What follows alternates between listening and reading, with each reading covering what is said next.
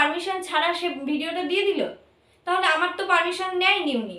তো আমি কি করেছি, আমি তোমাদের চ্যানেলটাকে শো করবো।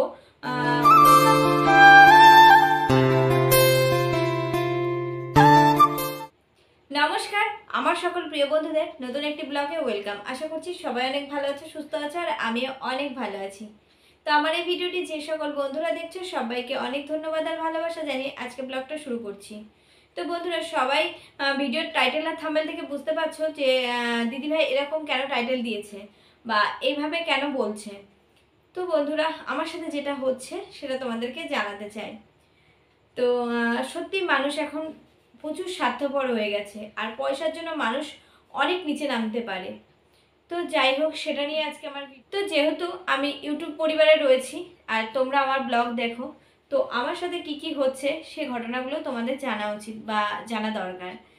তো বন্ধুরা, আমার বাড়ি সেল, মানে আমি যে বাড়ির ভিডিওটা দিয়ে কিন্তু মনিটাইজ করেছিলাম, যে বাড়িটার জন্য কিন্তু আমার চ্যানেলটা দাঁড়িয়ে গেছিলো, তো সেই বাড়িটা বিক্রি হতে চলেছে, মানে সেল হতে চলেছে, সেটা আমি জানি না, অন্য কারোর কাছ থেকে আমাকে জানতে হচ্ছে। তো এরকম একটা ব্যাপার, আর টাইটেল আর থাম্বনেলে কিন্তু এরকমই কিছু দেখছো তোমরা। তো বন্ধুরা, এটা একেবারেই ঠিক না যেটা আমার সাথে হয়েছে আর কি। বাড়ি সেলের কথা হচ্ছে, দেখো বাড়ি আমার দুটো বাড়ি রয়েছে এখন, যেহেতু এখন আমরা এই বাড়িতে সেট হয়ে গেছি না, বাড়ি রয়েছে, ভাড়াও দিতে পারি আমরা, তাই না? তো এরকম একটা পরিকল্পনা রয়েছে, অনেকে অনেক রকম কথা বলছে। তো যাই হোক, গতবার ছুটিতে তোমাদের দাদাভাই এসে মানে আমরা একটা ডিসিশন নিয়েছিলাম যে ভাড়া দিলে বাড়িটা তো নষ্ট হয়ে যাবে, আর ভাড়াতে তো জানোই সেভাবে সবাই ব্যবহার করে না। তো ওই জন্য আমার যেটা ডিসিশন আর কি, যে ভাড়া দেওয়ার থেকে বিক্রি করে দেওয়াই ভালো। তো তারপরে আমরা ভেবেছিলাম না থাক, বাড়ি রয়েছে যতক্ষণ বিক্রি করবো কেন, রয়েছে থাক। তো যাই হোক, এতটাও মানে চিন্তা ভাবনা যে করে দিতেই হবে, তাই না? এতটা তাহলে তো তোমরা জানতেই পারতে। তো যাই হোক, দু একজন দালালকে তোমাদের দাদাভাই বলে রেখেছিল যে কেউ যদি ভালো নিতে চায়, ভালো ফ্যামিলি হয়, আর আমার টাকাতেও যদি পুষিয়ে যায় আর কি, তাহলে আমি সেল করে দেবো। তো যাই হোক, সেই দালাল হয়তো কাউকে খোঁজ দিয়েছে। তো একজন ইউটিউবার মানে বাড়িতে এসেছে, হ্যাঁ উনি বলে এসেছে। তো সেই দালালকে বলেছে আমি বাড়ি কিনবো, কেনার জন্য এবার আমাকে ফোন করেছে। যাই হোক, আমি গেছি দেখাতে। তোমাদের দাদাভাই তো সবসময় বাড়ি থাকে না, আমি গেছি। আগে একবার তোমাদের দাদাভাই দেখিয়ে এসেছিল, তারপরে আমি গেছি। ওমা, আমি যাওয়ার পরে মানে বাড়ি দেখতে আসলে কেমন যেরকম হয় না যে সবাই দেখে আর কি, সেরকম। আমি গেট টেট খুলে দিয়েছি, আমাকে বললো দিদিভাই আপনি বাইরে যান। তাই বলছি কেন, এবার আমার বাড়ি, আমি বাইরে না যেতেই পারি। এবার আমি দাঁড়িয়ে দাঁড়িয়েই দেখছি, তারপরে দেখা টাকা হয়ে গেলে উনি নিচে এসে বললাম একটা ভিডিও করব। তাই বললাম ভিডিও করবেন? বলছি হ্যাঁ, বাড়িতে তো ফ্যামিলিকে তো দেখাতে হবে, আমি বারাসাত থেকে এসেছি। তো ওনার ভিডিও, যেহেতু আমি এই লাইনে 2 বছর ধরে আছি, তো একটু কিছু হলেও আমি জানি। হ্যাঁ, ওনারা হতে পারে অনেক বড় ইউটিউবার, কিন্তু হতে পারে, কিন্তু ওনাকে দেখে একবারও আমার মনে হয়নি যে উনি বাড়ি কিনতে এসেছে বা বাড়ি দেখতে এসেছে, উনি কিনবে।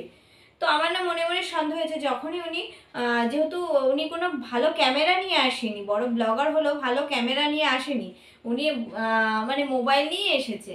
তারপর উনি বাইরের থেকে যখন ভিডিও করছিল, তখন আমি ওনাকে দেখে আমি বলেছি দাদা ভাই আপনি কি ব্লগার, আপনি কি ইউটিউব ভিডিও করেন?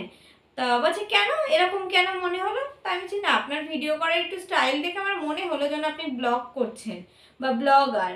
তা বলছে না না দিদিভাই, আমি পুরো বাড়িটাই বাড়িতে গিয়ে ফ্যামিলিকে দেখাবো, তারপরে তো মানে পছন্দ হবে। তারপরে আমি বললাম যে আপনি বারাসাত থেকে বনগাঁ বাড়ি নিতে আসছেন, তো এটা তো মানে সবাই বনগাঁ থেকে বারাসাতের দিকে চলে যাচ্ছে, আর আপনার কেমন উল্টো বলছে না এখানে আমার মামা বাড়ি, এখানটা আমার ভালো লাগে, তো ওই জন্য আমি বাড়িটা মানে একটু দেখতে এসেছি। যাই হোক, আমি বললাম ভাবলাম হতেও পারে। তো আমি কিন্তু নিচে দালালকে বলছি দাদা ভাই, মানে যে দেখাতে নিয়ে এসছে আর কি, আমি ওনাকে বলছি আমাদের পরিচিত, আমি বলছি দাদা ওনার ভিডিও দেখার স্টাইল আমার একটু ভালো লাগছে না, কারণ উনি যদি নেটে ছেড়ে দেয় তাহলে কিন্তু আমাদের এই বাড়ির কিন্তু সেল হয়ে মানে কম হয়ে যাবে। কোনো বাড়ি যখন নেটে দেয় কি হয়, তখন মানে যে বাড়িটা কেউ নিচ্ছে না বা বাড়িটা কোনো অসুবিধা আছে, তো তখন সেই বাড়িটাকে কিন্তু নেটে ছাড়া হয়। কিন্তু আমাদের তো সেরকম কোনো কাহিনী না, আমরা নেটে ছাড়তেও চাই না, আমরা নিজেদের রিলেটিভকেও নিতে হলে নিজেদেরকেও মানে চয় যাদের ভালো লাগবে আর কি, কোনো পরিচিত তাদেরকেই আমি দিতে চাই। আমি কোনো বাইরের কোনো দূরের বা কাউকে দিতে চাই না সেরকম। তাতে যদি আমার বাড়ি বিক্রি না হয় তা না হবে, মানে এতটা না যে আমাকে করতেই হবে। হ্যাঁ, আমার একটা মেয়ে, ওখানে থাকার মতো এখন কেউ নেই, শুধু শুধু পড়ে নষ্ট হবে। আর যেহেতু সামনেও আমার জায়গা নেই যে জায়গার জন্য ফেলে রাখবো, পরে কিছু করব, পুরো জায়গাটাই বাড়ি তোমরা জানো, তো সেই জন্য একটা চিন্তা ভাবনা। কিন্তু সেই ইউটিউবার কি হলো, একদিন কি দুদিন পরে গিয়ে আমি তোমাদের দাদা ভাইকেও বললাম যে আমার না মনে হলো যে উনি এরকম, তো আমাকে বললো মোবাইলটা কেড়ে নিতে পারো নি। আমি দেখুন দেখো যে উনি একটা মানে একটা পুরুষ মানুষ এসছেন, উনি ভিডিও করছেন, ওনাকে আমি হাত থেকে মোবাইল কেড়ে নেবো, সেরকম একটা কেমন লাগে না? আর সেটা ঠিক না। আমি ওনাকে বলেছি, বারণ করেছি বা বলেছি, উনি বললো না না আমি ফ্যামিলিকে বাড়িতে গিয়ে দেখাবো।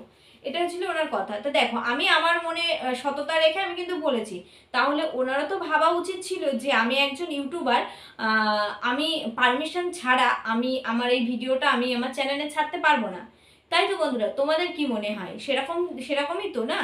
তো কারোর পারমিশন, উইদাউট পারমিশন ছাড়া সে ভিডিওটা দিয়ে দিল, তাহলে আমার তো পারমিশন নেয়নি উনি। তো আমি কি করেছি, আমি তোমাদের চ্যানেলটাকে শো করব, হয়তো অনেকটা বড় চ্যানেল, আমাদের থেকে অনেকটা বড় চ্যানেল শো করব। তারপরে 2-3 দিন পর হঠাৎ করে আমার যে মানে ভিডিওগুলো দেখে আর কি, যে দিদিভাই হোক, জানি না দিদিভাই দাদাভাই যাই হোক, আমাকে কমেন্ট করে মানে পুরো ভিডিও, মানে যখনই নতুন ভিডিও ছাড়ি তাতে কিন্তু কমেন্ট করে। তো হট করে কমেন্ট করেছে, দিদিভাই তুমি কি বাড়িটা সেল করে দিচ্ছ? আমি নেটে দেখলাম তোমার বাড়িটা সেল হচ্ছে। তখন না হট করে আমার মাথাটা ঘুরে গেছে, যে কেন? তারপরে তোমাদের দাদাভাই ছিল, তোমরা জানো, এই ভোটের জন্য ছিল বাড়ি। আমি তখনই বললাম, দেখেছো আমি কিন্তু বারণ করলাম যে হচ্ছে উনি কিন্তু ব্লগ ভিডিও করছে, তবু উনি শুনলো না। তারপরে আমি বারণ করা সত্ত্বেও তোমাদের দাদাভাই আবার দালালকে বলেছিল ওনাকে ফোন করো, উনি যদি কোনো ব্লগ ভিডিও করে থাকে তাহলে যেন নেটে না দেয় আমাদের। এটাও কিন্তু তোমাদের দাদাভাই কিন্তু সেই দালালকে বলে দিয়েছিল, কিন্তু সেই দালাল পয়সা খেয়েছে কি জানি না, কারণ নিশ্চয়ই দালাল পয়সা খেয়েছে যে হ্যাঁ আমি তোমাকে করতে দেবো, এরকমও তো হতে পারে। মানুষ দেখো পয়সার জন্য কত কিছু করে, ইউটিউব থেকে ইনকাম করবে বলে অন্যের বাড়ি উইদাউট পারমিশন ছাড়া নেটে ছেড়ে দিল। নেটে ছেড়ে দেওয়ার পরে দেখো এখন ভিউ হচ্ছে, হ্যাঁ প্রচুর, আমার বাড়িতে প্রচুর ভিউ হয়, কারণ আমি ওই চ্যানেলটাতে প্রচুর ভিউ পেয়েছি, প্রচুর প্রচুর ভাইরাল হয়েছে। আবার হচ্ছে কি এনার চ্যানেলটাতেও আমি বারবার দেখলাম যে প্রচুর ভিউ হচ্ছে। তো নিশ্চয়ই উনি এই বাড়ির ডিজাইনটা দেখেই গেছে যে এখানে গেলে আমার এই চ্যানেলটা ছাড়লে আমি অনেক ইনকাম করতে পারবো। তো কারোর পারমিশন ছাড়া কারোর বাড়ির ভিডিও বানিয়ে ইনকাম করা, এটা অন্যায় না? তোমরা বলো।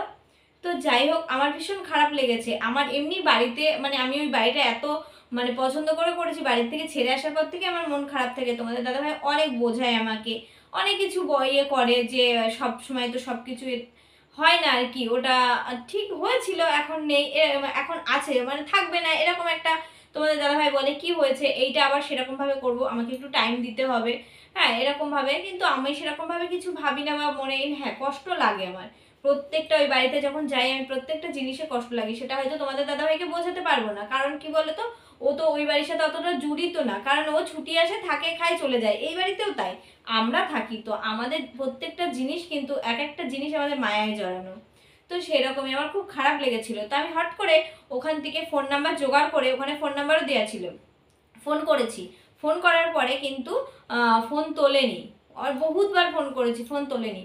পরবর্তী অনেকবার ফোন করার পরে কিন্তু ফোন তুলেছে। হ্যাঁ বলুন।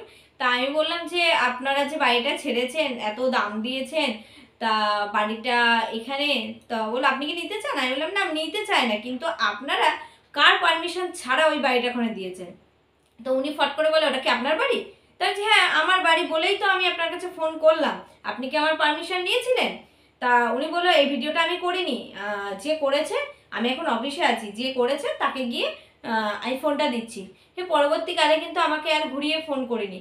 তো বন্ধুরা বলো, যে আমি আমার বাড়ি সেল করব, আমি অন্যের কাছ থেকে শুনতে পাচ্ছি যে আমি বাড়ি সেল করছি, আদে আমিও জানি না যে আমার বাড়ি সেল হয়ে যাচ্ছে।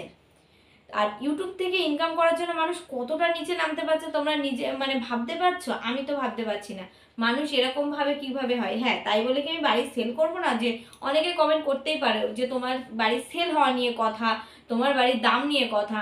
না বন্ধুরা, সেটা কথা না, কথা হচ্ছে আমার পারমিশন ছাড়া আমার বাড়ি নেটে দেওয়ার স্বার্থ কে, মানে কে দিয়েছে এই সামর্থ্যটা?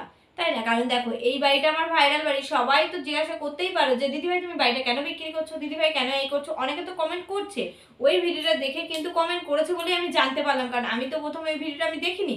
আমি তো কমেন্ট করে অনেকে কমেন্ট করছে বলে, একজন না অনেকজন কমেন্ট করেছে আমাকে যে তারা তো মানে জানতে চাইছে আমি কেন বাড়ি বিক্রি করে দিচ্ছি।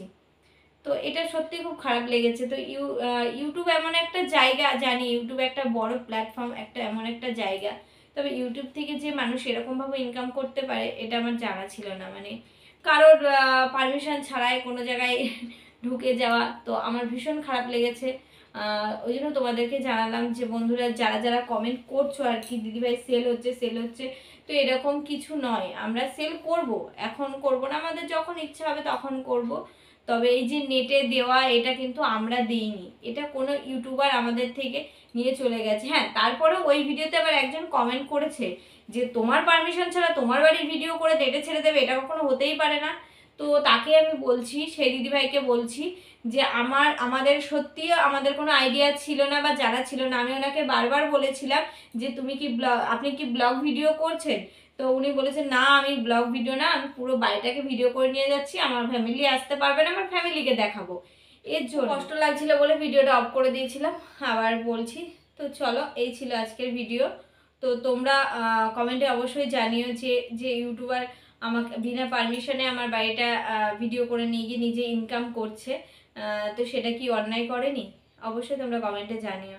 আর আমি চ্যানেলটা পেলে আমি তোমাদেরকে এখানে দিয়ে দেব, দেখে নিও চ্যানেলটাকে।